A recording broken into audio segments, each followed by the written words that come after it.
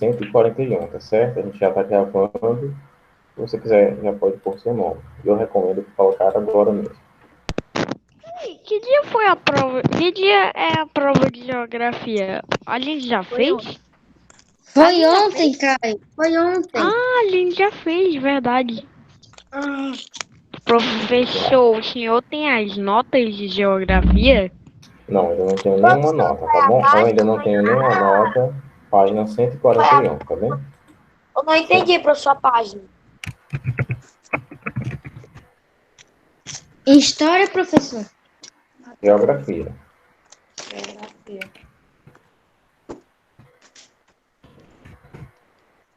A gente havia parado nessa leitura.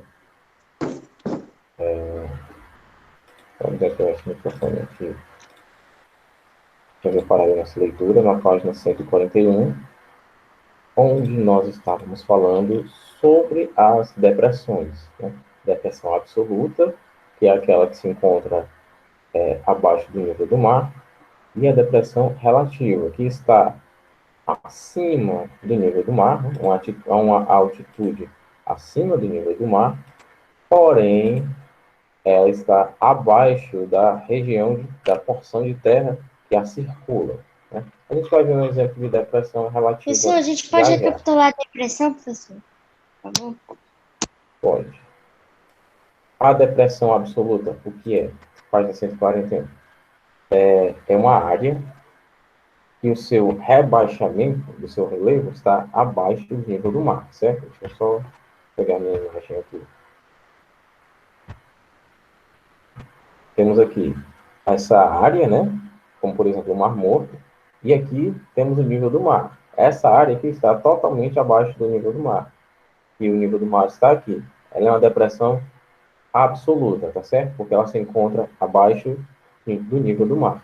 Já uma depressão relativa está aqui. Ela está acima do nível do mar, o nível do mar aqui, depressão relativa aqui. A grande questão é que a depressão relativa está abaixo da porção de terra que a circula, certo?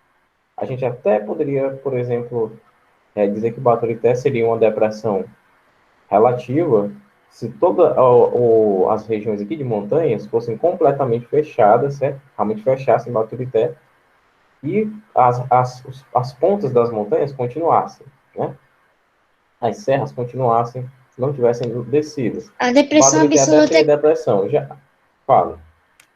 Depressão absoluta é aquela que está abaixo do nível do mar, depressão relativa é que está acima do nível do mar e abaixo das porções de terra. Certo. Isso. Exatamente isso que está no texto. E ele traz alguns exemplos de depressões, tanto absolutas quanto relativas, né? Continuando a nossa leitura, né? Sobre chapadas agora. O que é uma chapada? Em algumas regiões, surge nos planaltos uma unidade do relevo bastante diferente, com um topo de grande extensão e superfícies horizontais de todo o plano e limites escarpados. Desculpe, eu jurava que tinha visto um ponto ali. Deixa eu retomar a leitura. Em algumas regiões, surge nos planaltos uma unidade do relevo bastante diferente, com topo de grande extensão e superfícies horizontais, de topo plano e limites escarpados, denominada de chapada. Para compreender o que é uma chapada, preste atenção, imagine uma mesa alta, bem comprida, e você terá desvendado a forma de um relevo de origem sedimentar, rochas pouco resistentes, uma mesa alta e bem comprida. Uma espécie de exemplo, né? Aqui a gente vê na próxima página. Eu não entendi, professor Chapada. Deixa eu abrir uma imagem aqui para vocês. Resumindo, pessoal, a chapada, né, corresponde a uma área de terra elevada, certo? E muito de dimensões bem consideráveis. Ela tem um topo relativamente plano, né? O topo dela é plano. A chapada ela se parece muito com um planalto, né? Se você olhar na São áreas próxima página... com topo plano? Oi? A Chapada é uma espécie de região montanhosa que o topo dela é plano, tá certo? Vou Bem, mostrar. Não entendeu montanhosas- ainda?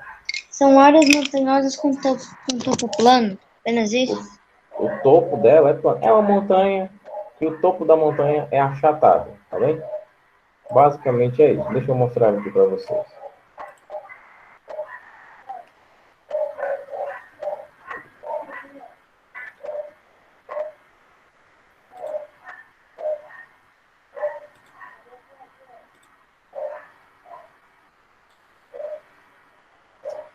Eu acho que travou. Não está apresentando.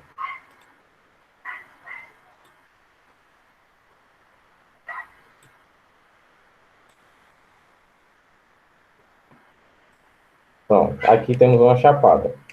Certo? Todo mundo está vendo, né? Pessoal, Sim, vamos vendo. pronto. Repare. O topo dela, que é a Chapada Diamantina. O topo dela é totalmente achatado, tá certo? O topo dela é plano, tá certo? Isso aqui é uma chapada. É essa relação que o exemplo fez, para você imaginar uma mesa bem alta, bem longa. Aí você vai conseguir imaginar uma chapada. Por exemplo, imagina que isso aqui fosse uma mesa. Até que poderia parecer, né? É alto, é grande e é plano, tá certo? A mesa, ela tem os seus pezinhos na vertical, né? Ela é plana e aqui até se parece um pouquinho as formas quadradas de uma mesa, né? Então é simplesmente uma área montanhosa com topo plano. Basicamente é isso, tá certo? A página, pessoal, a página 142 agora, tá bom? A gente tem aqui algumas formas de relevo, né? Tem montanha, tem planalto, tem a depressão relativa, olha, tá, tem a depressão relativa e tem a depressão absoluta. Deixa eu pegar aqui minha ferramenta de zoom.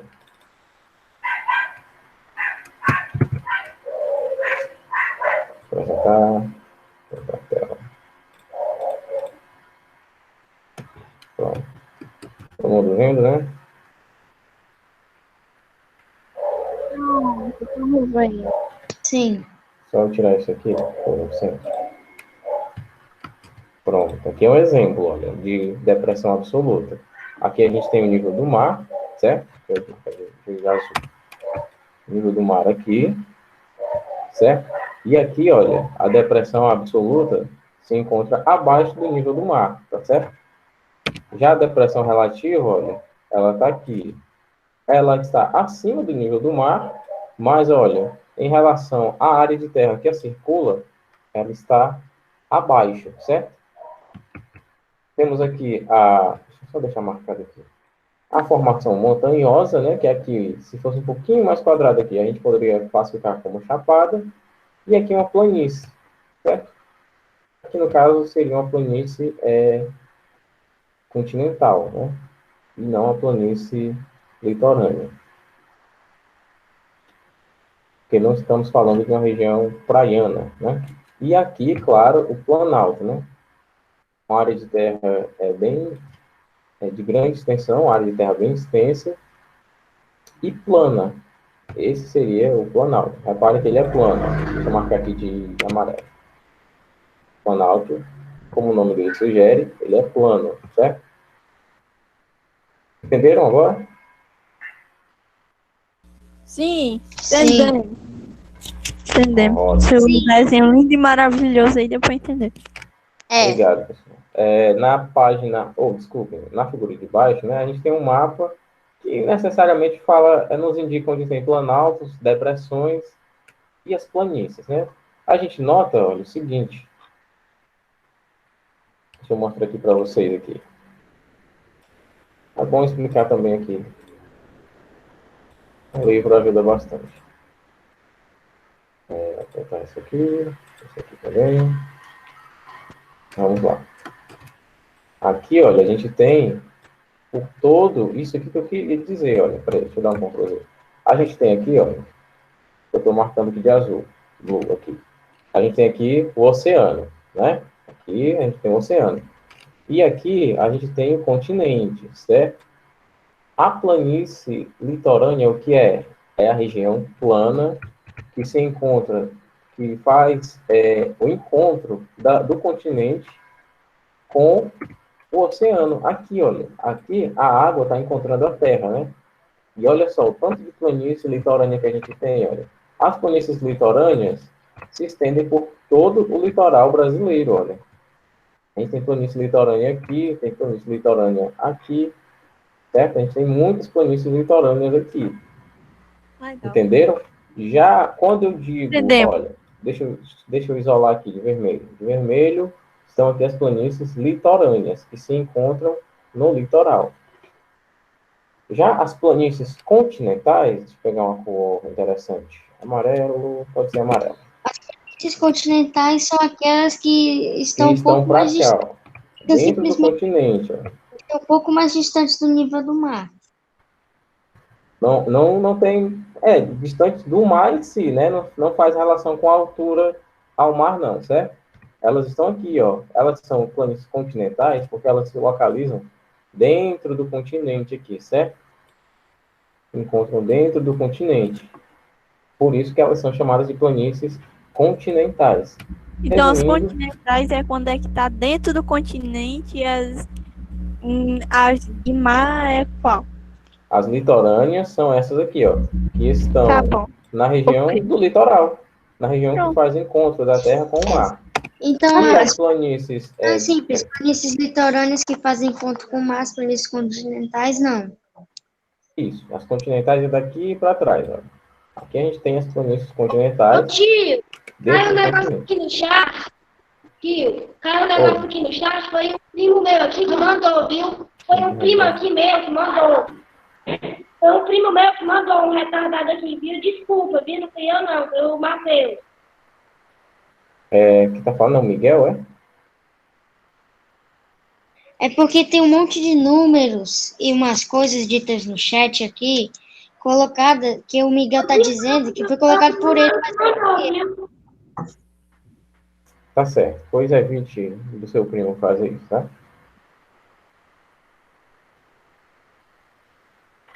Bom, continuando a nossa explicação. Agora a gente vai ver a apropriação do relevo pela sociedade. Presta atenção no seguinte, apropriar-se é tomar para si, né? Tomar para você. A apropriação do relevo pela sociedade seria uma espécie de tomada, né? Você tomar, né? Tomada que eu estou falando não é de energia não, tá? Seria a tomada de alguma propriedade de relevo por conta causada pelo homem. É isso que eu estou De querendo tomar dizer. posse. Tomar posse. Tomar posse, né? Ou tomar a frente, tomar a liderança. No caso que a gente vai falar de tomar a liderança das mudanças do espaço geográfico, ou seja, a apropriação do relevo pela sociedade seria essa atuação do homem nas mudanças geográficas, certo? Superar obstáculos para sobreviver. Página 143. Pergunta, antes de mais nada. Vocês gostaram da prova? Senhor? Sim, Gostou da como é prova? que... Se a gente gostou, Marrom, mãe. A prova tava fácil. Marrom, mãe. Tava fácil. teu- Pode que eu tenho que falar. Gostei muito Tava não. fácil. Aí, boa. tava fácil. Não gostei, Não, não. fácil. Mas da próxima vez eu complico um pouquinho mais. Vamos lá. Não, Como precisa aprendemos no Tá capítulo difícil, tá anterior, difícil. como aprendemos no capítulo anterior, o espaço geográfico é fruto do trabalho dos seres humanos, que não medem Qual é a esforços. página? Página 142. Desculpa, 143. Aqui, ó, cenário 2, a apropriação do relevo. Vou começar o parágrafo, tá? Como aprendemos no primeiro capítulo, o espaço geográfico é fruto do trabalho dos seres humanos, que não medem esforços para promover o desenvolvimento e a sua sobrevivência. Desde os primórdios, as diferentes sociedades humanas viram-se obrigadas a superar as dificuldades e obstáculos muitas vezes considerados intransponíveis. Esse fato as levou a produzir formas de dominar a natureza para poder superar o estágio de nomadismo, onde os humanos eram nômades, claro, que caracterizava as primeiras sociedades.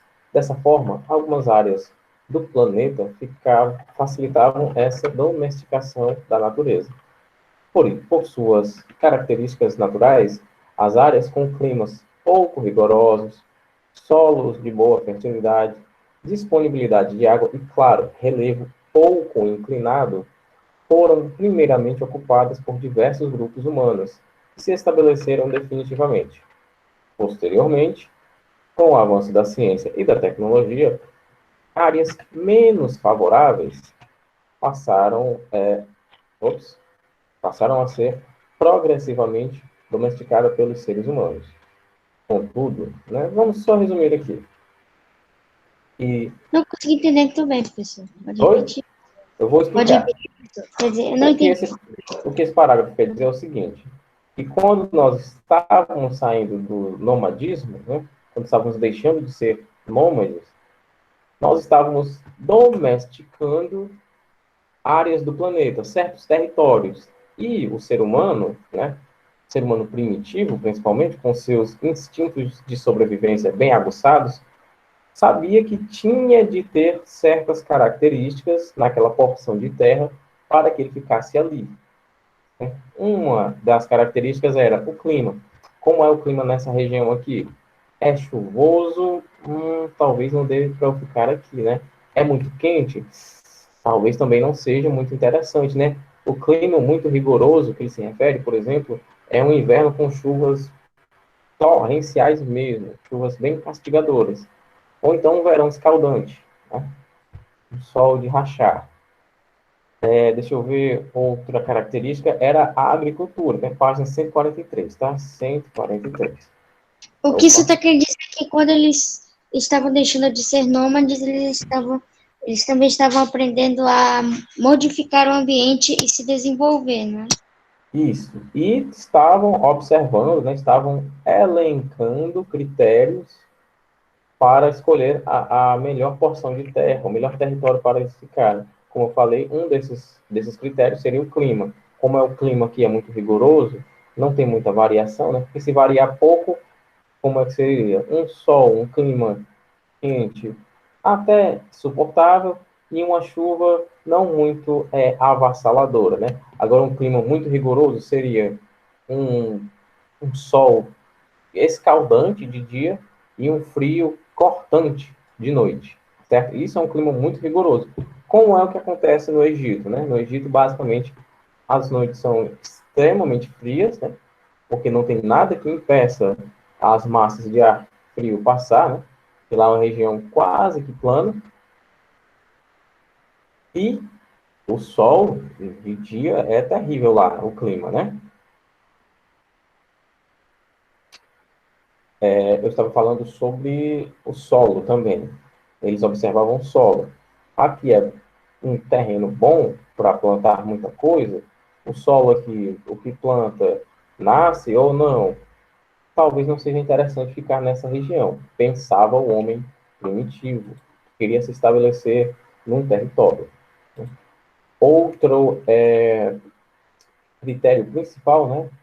Era a disponibilidade, a oferta de água. Passa um rio aqui perto, a água fica muito longe, fica 10 quilômetros do rio daqui. Como é que a gente vai buscar essa água? É melhor ficar num território que esteja perto de um rio, né? Onde a distribuição de água seja mais agradável. E sobre o relevo, sobre a inclinação, muito disso está relacionado também à chuva, né? Porque um território com relevo muito inclinado, e a minha casa fica aqui embaixo, quando chover vai, ó, desabar. Então, o relevo mais plano possível era o mais interessante, né? Eles tinham ideia das ondulações, dos locais planos. É isso? Sim, sim. O homem primitivo era um ser de instintos inimagináveis, ô Tarmon. Bom, continuando, né, fala que com o aumento, né, com a progressão da ciência, da tecnologia, outras áreas que o homem primitivo talvez não buscasse, passaram a ser buscadas. Né? Contudo, na página 144, tá? Contudo, devemos levar em conta que, mesmo que a ciência e a tecnologia tenham rompido a total dependência humana com relação à natureza, ainda hoje existem algumas áreas que oferecem muitas dificuldades para o estabelecimento dos seres humanos. Algumas dessas restrições são impostas pelo relevo. As montanhas são as áreas mais elevadas entre as formas de relevo.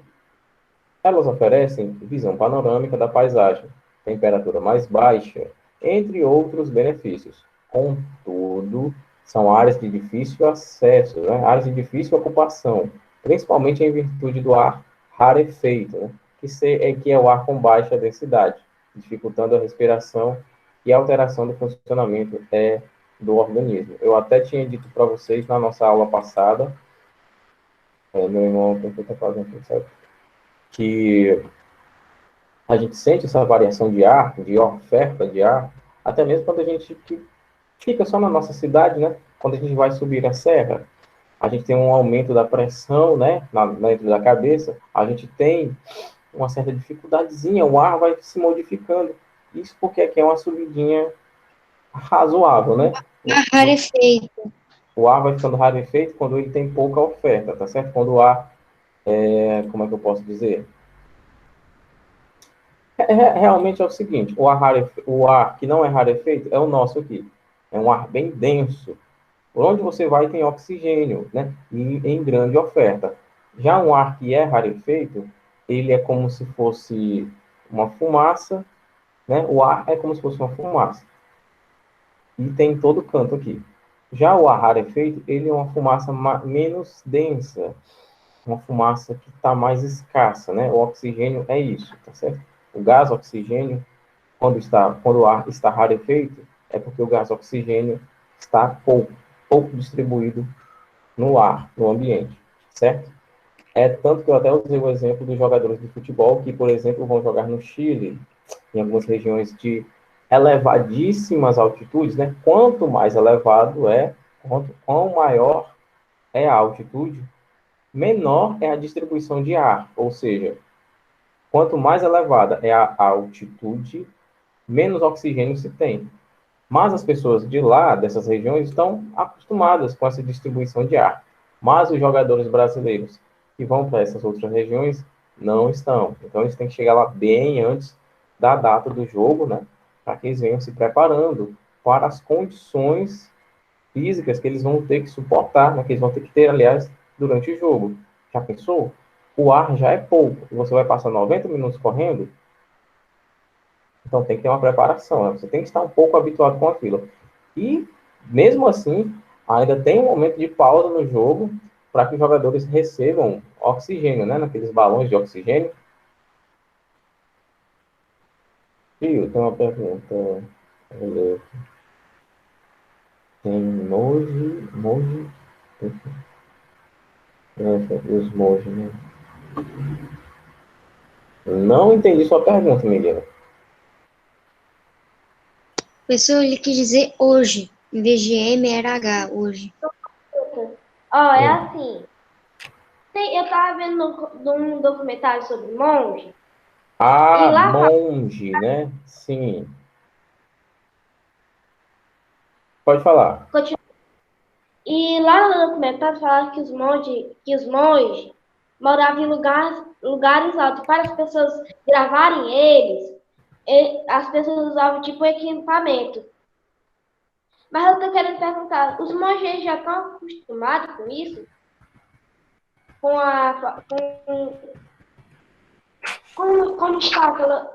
Como está o monte? Acostumado com o quê, filho? Com a dificuldade de acesso? Está acostumado com o oxigênio de lá? Por isso que eles não Estão usam acostumados equipamento? sim. Ah, sim, sim. Estão acostumados sim. Até porque é como eu falei, né? Pessoal, não é nenhum nem outro, tá bom? Ó, Maiane, que quis corrigir ali também, né? Monge é desse jeitinho que escreve aqui, tá? Ó. bom? Monge é desse jeito.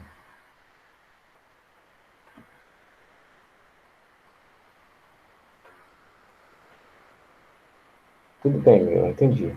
Como eu ia falando, como eu estava falando, por exemplo, a população do Chile Professor, foi. perdão interromper. É por isso que, assim, quer dizer, quando as pessoas fazem viagens de aviões, lá muitas vezes as pessoas vão com máscaras ou um equipamento para uma melhor respiração, né? E lá o ar também é rarefeito, né? Tem também essa questão, mas principalmente por conta aquelas máscaras de ar também são usadas numa situação de turbulência, né? Quer dizer. Pois bora lá prosseguir, que daqui a pouco acaba, que daqui a pouco nós vai para a sofrência da prova. Vamos lá, meus monges. Esqueci até onde que eu estava. Bom, elevada altitude. Pronto. Provocado pela elevada altitude. Assim, aliás, além disso, a inclinação do relevo, a existência de vales profundos e gargantas estreitas e todas as consequências que essas características podem acarretar, como dificuldade de praticar a agricultura e de implantar um sistema de transporte eficiente, contribuem para que as áreas montanhosas estejam entre aquelas que apresentam menor povoamento. E como a gente viu, né? Ele está querendo dizer aqui que em regiões elevadas como essa, onde o ar é rarefeito, dificilmente pessoas se estabelecem lá, né? O que ele está dizendo é o seguinte: pessoas se estabelecem lá, sim. Não necessariamente o ar rarefeito é uma dificuldade para quem está lá, né? Para quem está lá. Ele está dizendo que, por conta de outros fatores, olha só, a gente tem aqui questões sobre transporte, certo? Dificuldades sobre praticar agricultura, entre outras questões que fazem com que as montanhas sejam uma região de menor povoamento, né? Mas porque o povoamento é menor, não quer dizer que seja inexistente. Tem, sim, pessoas que vivem nas montanhas, né, nas regiões montanhosas. Tem gente que, mesmo com toda dificuldade, planta nessas regiões, dá um jeitinho de driblar a dificuldade, né?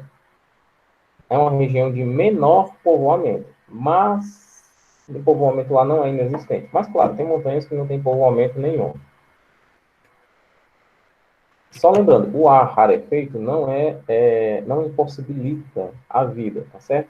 É só uma dificuldadezinha. Dificuldadezinha para quem está acostumado e uma grande dificuldade para quem não está acostumado com isso. Mas para quem nasceu nessas condições, a questão é diferente.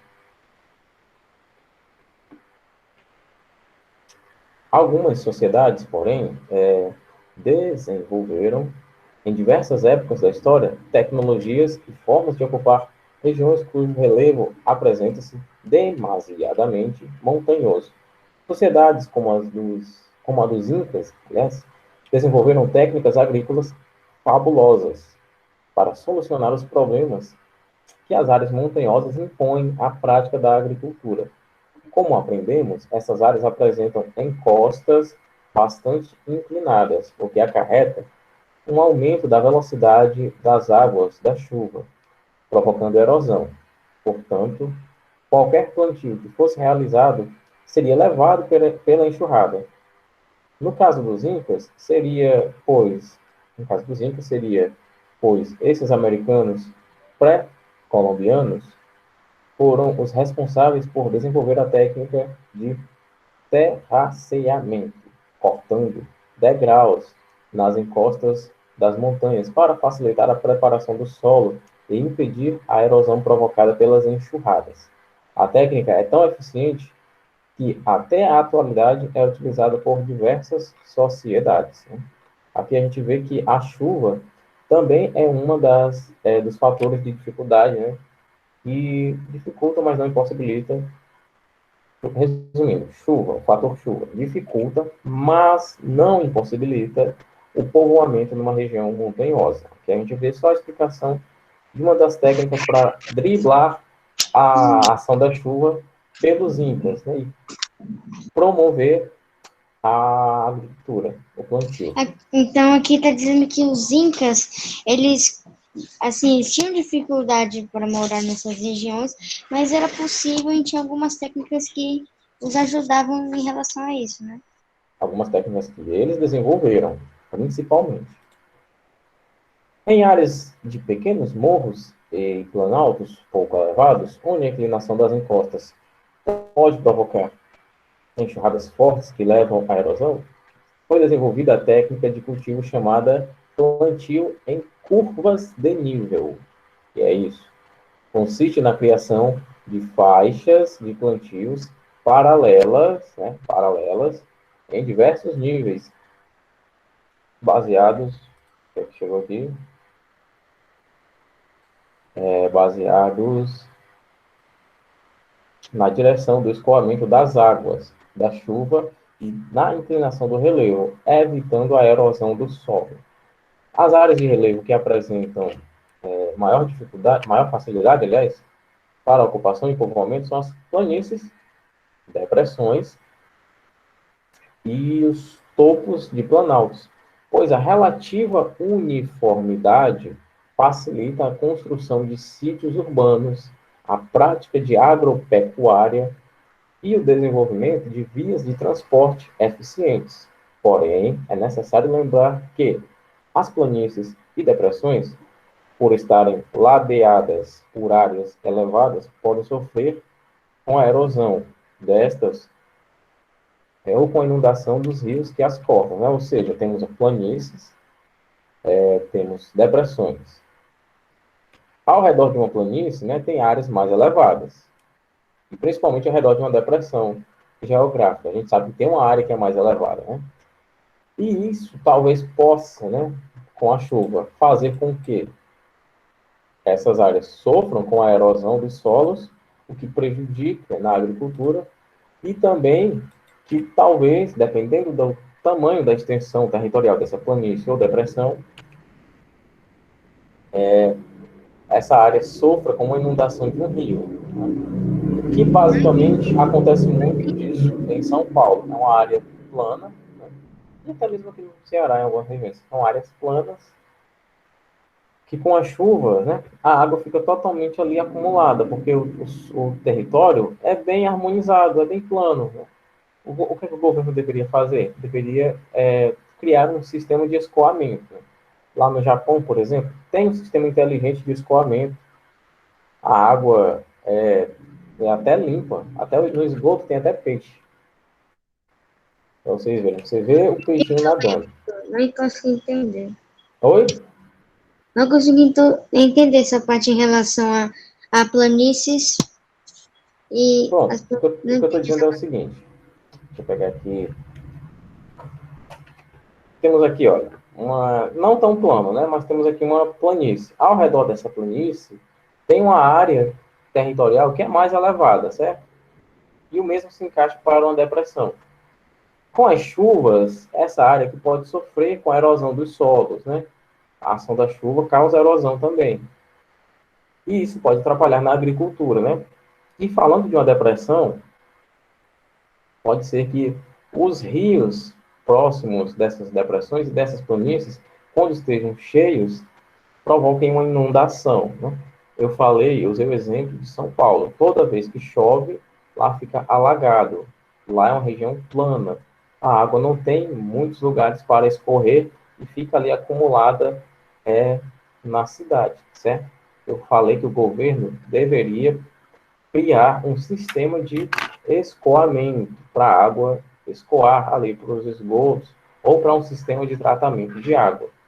Entendeu agora? Agora sim, professor. Agora Ótimo. sim, bem facinho. Pena que falta bem pouquinho tempo. Acho que vai dar só para encerrar 145. Pelo menos vai dar para encerrar o assunto. Um dos graves problemas da atualidade de algumas áreas urbanas dos países pobres é a ocupação desordenada das áreas de encostas de morro, né? A gente tem um morro aqui e um monte de gente vem para cá, para a região da encosta aqui do morro. Quando chove, as casas são levadas pelos desmoronamentos, né? Você já deve ter visto nos noticiários da televisão os dramas e desastres provocados nessas áreas, quando ocorrem fortes chuvas, morros deslizando, casas sendo destruídas, e pessoas ficando soterradas e muitas mortes. O que provoca tais fatos? Observando as áreas de morro sem ocupação humana, onde a vegetação não foi retirada, você notará que nelas ocorrem menos deslizamentos. Ao retirar a vegetação que cobre o solo, o impacto da água da chuva ocorre diretamente sobre este, né, sobre o solo, facilitando a erosão e a enxurrada de materiais, provocando o desabamento de parte do morro. Para solucionar esse problema, deve-se conservar a vegetação do morro, né, e até replantá-la, construir muros de contenção ou de arrimo, que basicamente é a mesma coisa. Ou mesmo pavimentar a encosta, colocar pedras, calçar a encosta para que o barro, a lama, tenha algo para lhe segurar, né, que impeça seu avanço. Construir caneletas para o escoamento da água da chuva, dentre outros fatores, dentre outras ações que podem ajudar para que esses deslizamentos não ocorram. E se ocorram, não tenham tantas consequências. Bom, pessoal, essa é a nossa aula de hoje.